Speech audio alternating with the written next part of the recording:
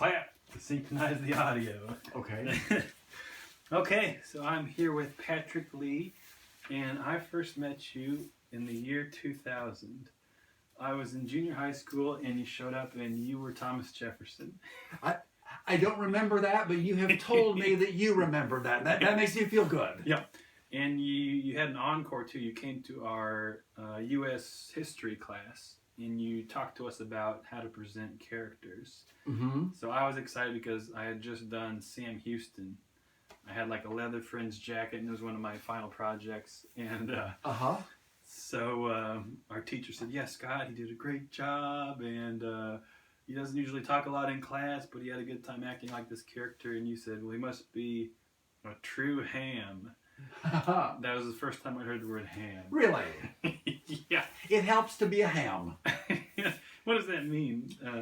That you ham it up, that you don't mind being in front of people, acting, entertaining. Okay. It's kind of hamming is almost overacting. So anyway, I think all entertainers have to have something of a ham in them. Yeah. Personally, a lot of them are shy That's or right. Introspective, but you put them in front of an audience or a camera, and the ham comes out. So how did you get into being Thomas Jefferson? Almost 30 years ago, Jefferson City was looking for someone to portray Thomas Jefferson and welcome conventions to their city, which was named for him. Right. And several things led up to that, but it turned out I was in the right place at the right time. They already had the costume. They needed someone to do it. There must not have been a long line of guys willing to put on knickers and pantyhose, as one person characterized me. And they said, "Hey, if you want to do this, you can do this." And I thought, heck, that sounds like fun. I think I'll do that. And my first gig was on the 5th day of May, 1990 in the Capitol Rotunda to the American Diabetes Association. Had you done any performances before that? None. Really? Nothing since high school. You know, I did plays in high school, but I have no formal training, no academic training, no nothing. I just did it. And I can't convey to you how little I knew about what I was doing, or really how little I knew about Thomas Jefferson when I started, but I pulled it off. Oh. Maybe it's part of that ham thing. Yeah. So what kinds of research and preparation did you do and have you done to keep this thing going for over a decade? When I started, I didn't know anything more about Thomas Jefferson than the average person on the street, which was woefully little. I walked out of the Convention and Visitors Bureau in Jefferson City across the street to what was then the Thomas Jefferson Regional Library, checked out 2 biographies, read both of them, and had enough knowledge to pull off this first gig on the 5th of May. And I just haven't stopped reading. I've read multiple biographies of Jefferson, articles about Jefferson. I've done the Jefferson tour of Virginia, so I've been to all the sites that are relevant to Thomas Jefferson. I've been to several of them several times. My research now is practically all his original writing, going to his letters in the Founders Archive. That they are editing all of Jefferson's correspondence along with a number of the other founders. Oh. But I've never stopped reading about Mr. Jefferson. And there's one thing I like. You admitted to me one time we are both actually slow readers, I think. And you talked about audiobooks. Mm-hmm. And at that time I was going through Mark Twain, Huckleberry Finn on audiobook, and it's one of the first things for me. But I guess these don't come as audiobooks. The 6-volume Dumas Malone, someone I encountered told me that he was listening to that on audio. Oh. So Okay. so maybe they do. Oh. I don't have them that way. Okay. But some of the newer biographies, and I've listened to ones on Washington and Alexander Hamilton and Lincoln, others on audio, that I can do that in the car or have them playing here in the house when I'm doing something else. Oh, okay. Nice. But it's easier for me to be able to turn something on than sit with a book. Okay. But I have read all 6 of those, Oh. about 3,000 pages, Oh my gosh. plus a number of others. Oh. And earlier today you did mention, so you know more about the theory of symmetry in my Thomas Jefferson portion of one of my songs. Yes. So could you tell us a little bit about, there's this theory of symmetry. The notion was that the North American continent was symmetrical. We knew there was an ocean on the east that everyone was familiar with. There was an ocean on the west. We had coastal plains, and then the Appalachian Mountains, and then the plains beyond that. And the thought was that the western half of North America would look like the eastern half. How that theory originally came to be, I don't know, but Alexander Mackenzie lent credence to it when he crossed the North American landmass by land to the Pacific Ocean up north in Canada, in Canada rather. Yeah. And there the Rocky Mountains look like the Appalachian Mountains. So that lent weight to that theory, and it wasn't until Meriwether Lewis and William Clark started getting near the Great Falls and seeing these, what the Indians called shining mountains in the distance, that they began to have a clue, maybe this isn't right. And I'm trying to remember, when you visited us in junior high, did you mention that you had also done Lewis and Clark? You'd impersonated one of them? I do a portrayal of William Clark. Okay. I started that in 1999, Oh. and I still do Clark occasionally. Okay. And you mentioned back then, maybe you could help us with this today, how do you deal with like the failures and the flaws and the scandals of some of these historical figures that you appreciate? Well, for Clark and Daniel Boone, whom I also portray, there aren't any major flaws other than the ones that we all have. Okay. For Thomas Jefferson, I deal with a lot of sloppy history and political correctness. Oh. Mr. Jefferson has not gotten good press for the last 40 years. It got worse 20 years ago. It's gotten noticeably worse in the last 4 or 5.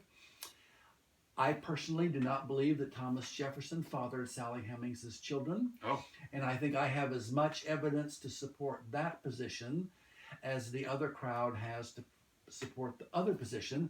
But they are Pulitzer Prize winning authors and noted historians and that sort of thing. And I'm just a guy. Me too.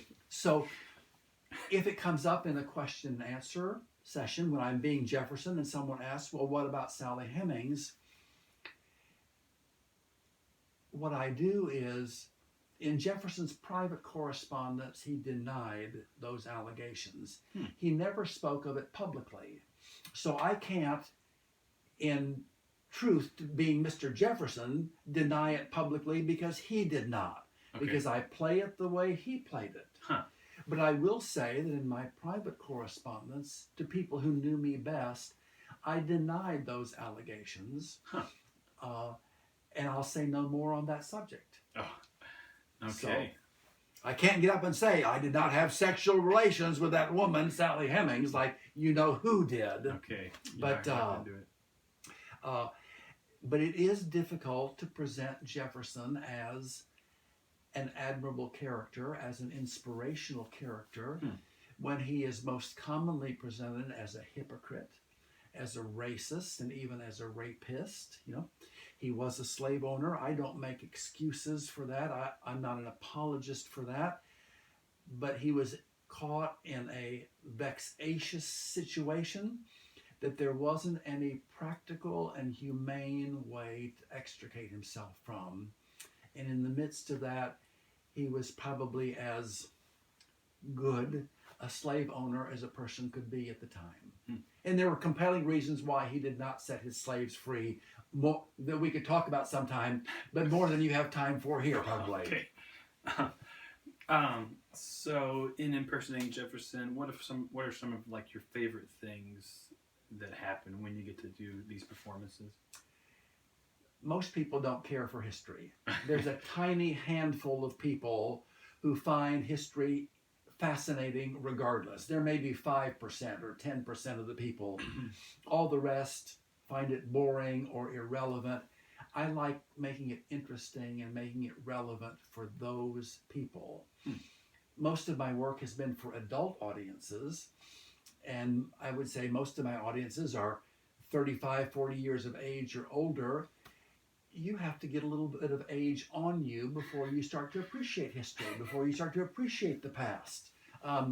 Kids, students, younger people, they're all wrapped up in the present, in the now, and they don't think the past is relevant, and they don't see very far into the future. But for adults, it is fun to bring wisdom from the past and make it relevant in the present, something that could be of help to them in the future. And I love doing that. Yeah. Can you think of a particular benefit, either something you've seen in the audience or maybe feedback others have given you about the benefits of bringing this to life? This was some years ago. I had done my William Clark presentation, and I talked about their going through the Bitterroot Mountains in the late fall of 1805 when they're headed 1804 when they're headed west, and they almost froze in the mountains. They almost starved in the mountains. And one man came up to me afterwards and said, I could feel the cold. I could see the mountains. And that does something to a presenter when he's able to bring someone into the story that completely.